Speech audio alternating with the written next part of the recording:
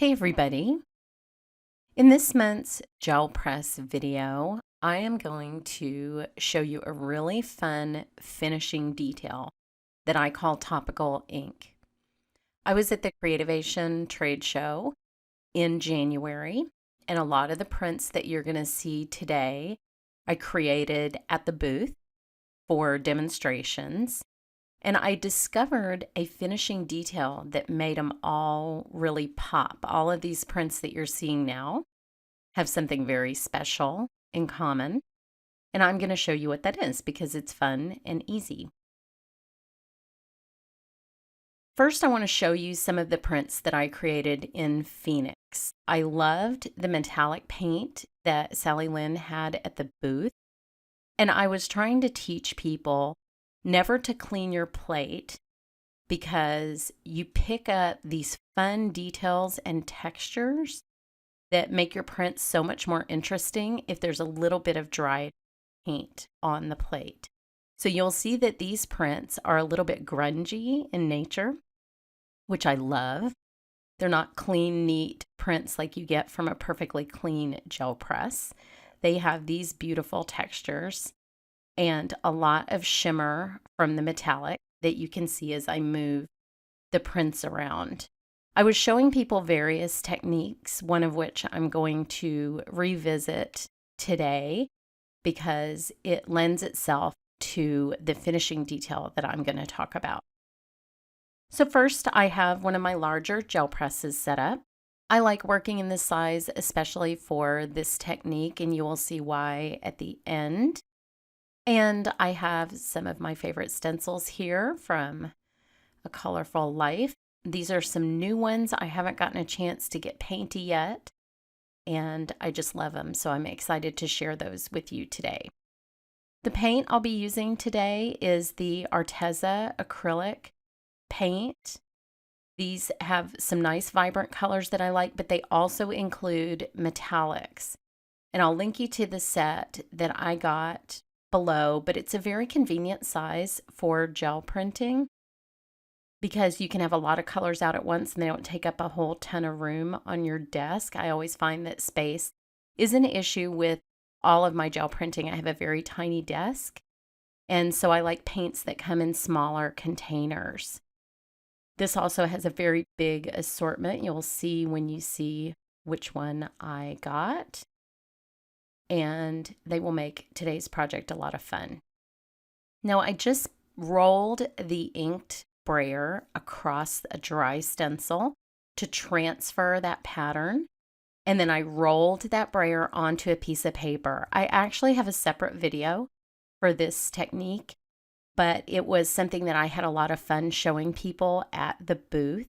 And so I wanted to start today's prints the same way I started the ones at the booth that I ended up finishing with the topical ink application. So I'll pull this first print. The most important thing about this technique, and you can pull any print out of your stash. You do not have to create a print for this technique by any means. But the most important detail that you need to have in your prints is you need to have a little bit of white space that is actually created by voids in the paint, not created by white paint itself. Although that would work, I don't think it would be as punchy as what I ended up doing here. So I'm going to create a series of prints where I deliberately leave a little bit of white space, and I'm going to go back and forth between warmer colors and cooler colors, adding metallics as I'm doing here. I'm adding the gold Arteza paint because what this topical ink technique does is brings together those warm and cool colors with kind of a unifying element. And so I want my prints to have both pops of warm colors and pops of cool colors. Now I've transferred this other funky stencil pattern to my brayer that's covered with paint, and I'm transferring that to another sheet. These are just builder prints. I'm just building up a few things to show you the technique on. When I sit down to gel print, I love sort of warming up like this, 2 different color schemes, printing on top of each other, mixing the 2 colors, because it always gives me the foundation for whatever my technique is going to be. And that's exactly what happened to me at the booth. There was a great little couple from Japan that stopped by my booth towards the end of my last demonstration, and I actually gave them quite a few of the prints that I created with this technique. Look how I'm picking up dirty paint off the press. That is so much fun. Don't miss that opportunity by being too neat and clean. So this couple happened to see me accidentally create this technique there at the end of the day. And all 3 of us were so smitten by it, I ended up giving them a big stack of my prints that I created with this technique. I wish I had taken a picture of them before I sent them back to Japan with these people, because they really were spectacular. And we were sort of squealing together as I did this accidental technique. Now you'll see those ovals that get created when I take a little blob of paint. I thought that this stencil sort of mirrored that effect. And so I wanted to play with these shapes a little bit. I thought that might be a fun way to get layered texture on a gel press print. Now what you can't see is I had a cat emergency in the middle of this. And so my paint actually dried a little bit on the plate, which is great later on because I had some of those little dirty bits that will come up on a later print. But now I'm taking earlier prints in the opposite color scheme, and I'm adding these cooler colors on top of warmer ones. And this is what's really going to give me that magic at the end. And of course, there's always a super fun pickup underneath the stencil. So I'll grab another warm print and do that one as well. I wanted to keep this fairly close up for you because some of the magic of the technique you'll need to see close up. And so that's why you can't see my brayer cleaning station over there where I'm rolling off some of these prints. But I also wanted to talk to you a little bit about what I print on, because a few people at the booth were surprised. I actually use a very, very smooth, high quality copy paper. And I'll link you to this in the description. And some of my card making friends were very surprised that I used copy paper instead of cardstock.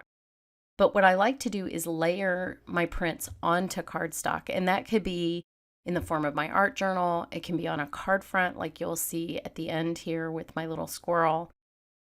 But if I don't start with that very lightweight copy paper, then especially in my art journal, it gets way too thick and I can't apply it to other projects. ATC coins are another example. I like it very thin.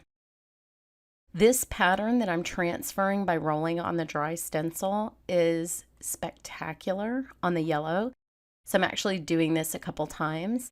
And what it also means by me basically using my gel press as an inking plate for my brayer, that the final paint layer that I'm going to pull with this print will be almost transparent because it's going to be very, very thin. So this will be a fun print. So you can see through the red shapes to that bottom layer, and I'm preserving white space like I need to do for this technique.